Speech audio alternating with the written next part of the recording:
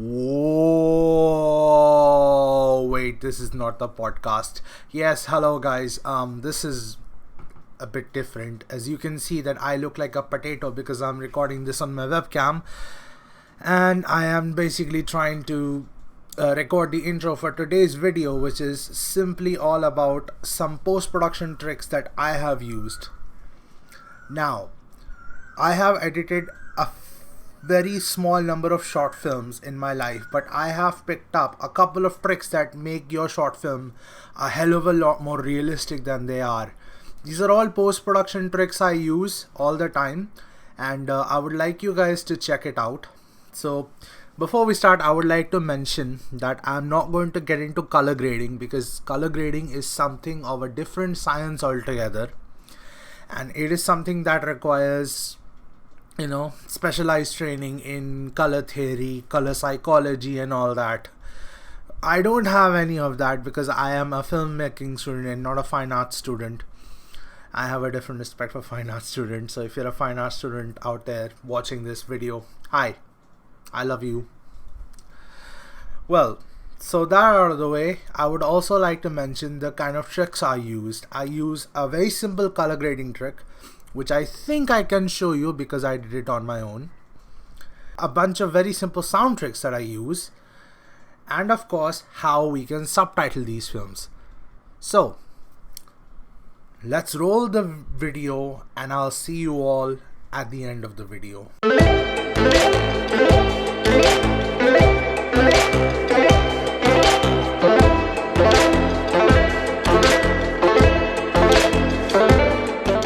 Okay, so before we start the breakdown, I would like to reiterate one thing that I have said in the intro, which is that I will not be going over the color grading aspect of this film because I didn't do the color grade on this film. I only and solely did the editing aspect of it. Color grading is a completely different science, and that is something I had no hand in. Okay, so this project that we have opened here is called Hello Sun. This is written by a friend of mine, and this was basically his directorial debut. In fact, this was the very first short film he made. And I am going to talk about some of the sound effects and some of the, smaller tips and tricks that I used whilst editing this short film. Let's start with the sound effects, shall we? Let's focus on this part first.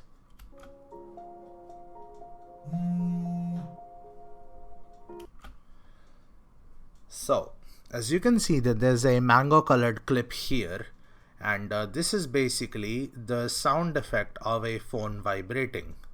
It sounds a bit like this. Okay, so the audio is a bit mum, so I'm going to raise it a little bit. So I'm going to tell you about what I did with this to make it sound like this, because it would actually have sounded very different. Let me just show you what it actually would have sounded like. Yeah, night and day difference. So all I did was I used a preset called surround reverb. Well, not a preset, it's a sound effect called surround reverb, and this is that one thing that adds an element of realism to your sound effects vastly. This gives you this perception that the sound you are hearing, the sound source is not right next to your ear, it is like somewhere in a distant space. Without the surround reverb, it sounds like this. Now the same thing with surround reverb. Vastly different, isn't it? It sounds like it's somewhere in a corner of the room, of a relatively large room, that is. And surround reverb makes a huge difference. I'm just gonna click the edit tab here, and I chose the default preset, and I chose the impulse under the reverb setting and set it to small room because it was actually a small room. But anyways, let's move on to the next effect, which is called as a pass filter. So there's something called as a high pass filter and a low pass filter. I have applied that one particular filter to one of these sounds. Let's have a look. I'm gonna turn off the music track as well.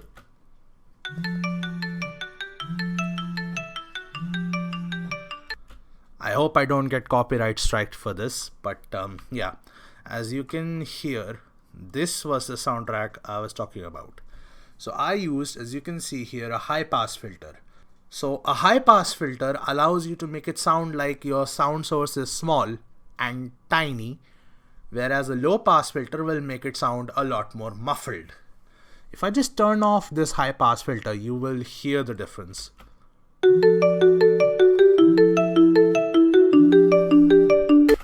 How unrealistic is that, right? And this one trick makes a huge difference, because I'll be honest with you,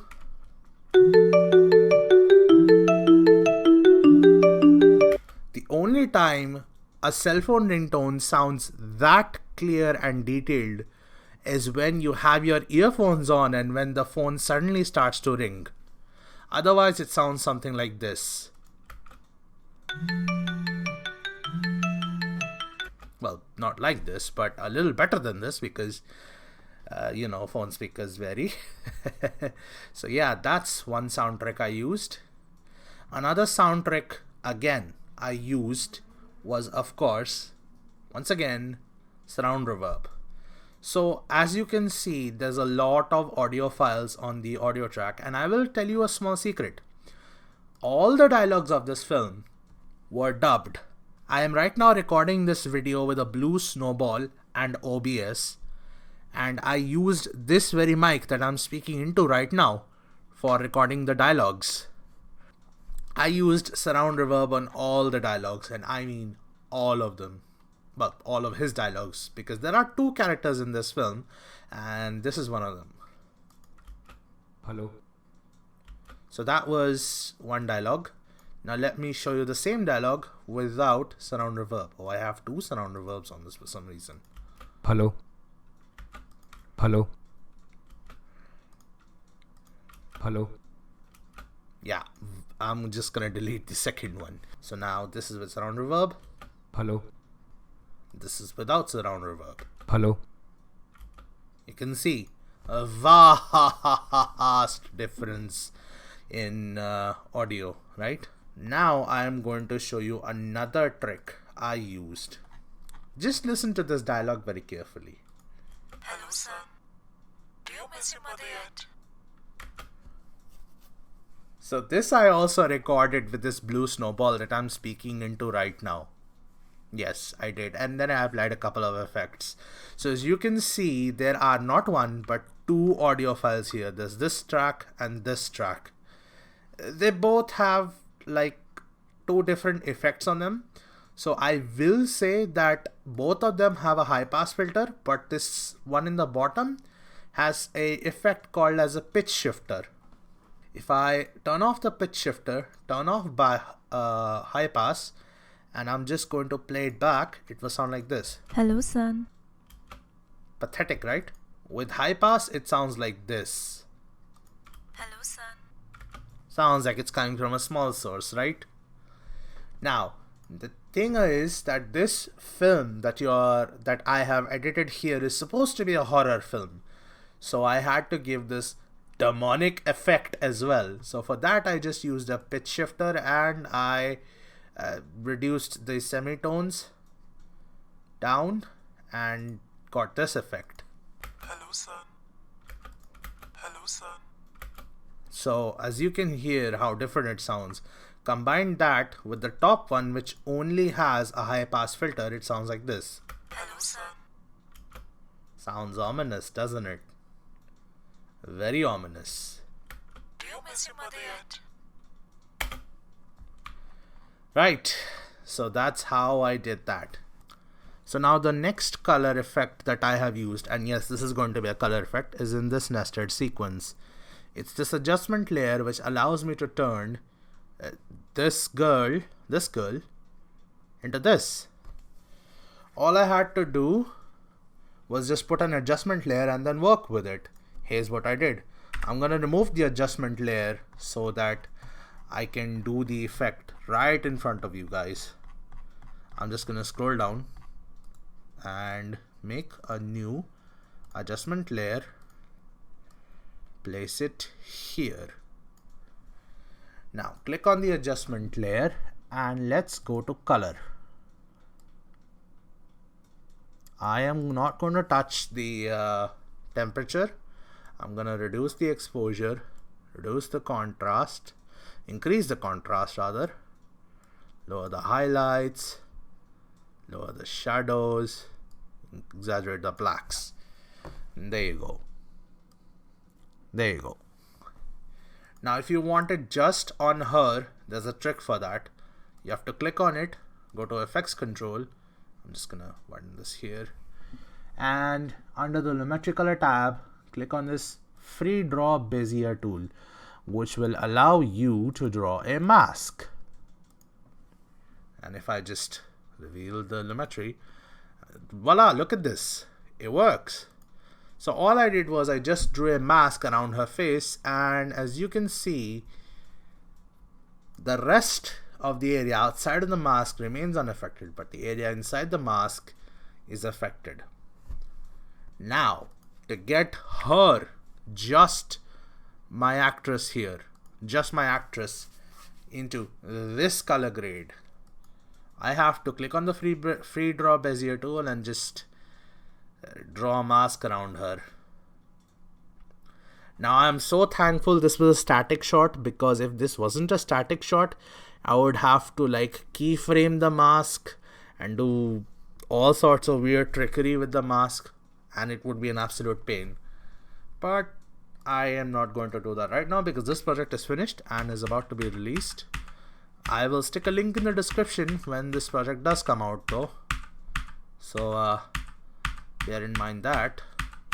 Anyways, I'm just Control-Zing so that I can not mess with the project anymore. Anyways, coming back to the main sequence. Now, this here is just a soundtrack that I got off of Free Sound or something like that. Very easy. Oh, by the way, why did I put this in a nested sequence? Because of this. You can see there's a zoom in effect. That zoom in effect is the reason why I put it inside a nested sequence, because if I hadn't put it in a nested sequence, I would have to readjust the mask all the time and make other modifications. So all I did was I just put it in a nested sequence and then just changed the motion, added some motion keyframes here. Just do this, and there, added some scale keyframes. Scale starts from 100% and goes up to 154%, and I also changed the position as well, like this. Oh, and now another small trick. This sound clip here that you can see is actually very different from what it was originally. That's what it currently sounds like. What it actually ends up sounding like is something like this.